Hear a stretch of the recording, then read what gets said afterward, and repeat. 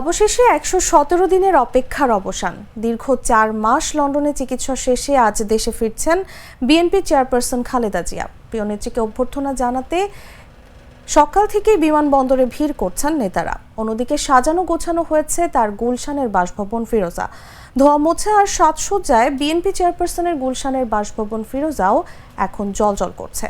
মঙ্গলবার সকালে হযরত শাহজালাল আন্তর্জাতিক বিমানবন্দর থেকে সড়ক পথে সরাসরি তার গুলশানের বাসভবন ফিরোজায় উঠবেন তিনি। খালেদা জিয়ার ফিরে আসাকে কেন্দ্র করে তার এই বাসভবন ও এর আশপাশের এলাকায় নিরাপত্তা জোরদার করা হয়েছে। এর আগে বাংলাদেশ সময় সোমবার রাত ৯টা ৩৫ খালেদা জিয়া ও তার সফর সঙ্গীদের বহনকারী বিশেষ বিমান হিথ্রো বিমানবন্দর ত্যাগ করে। খালেদা জিয়ার সঙ্গে রয়েছেন তার ২ পুত্রবধূ জুবাইদা রহমান ও সৈয়দা শামিলা রহমান।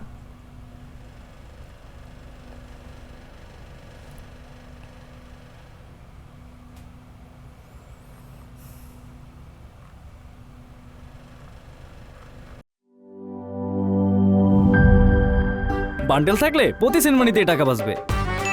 বিকাশ সেনমানি বান্ডিল কিনে জিতুন প্রতি লেনদেনে।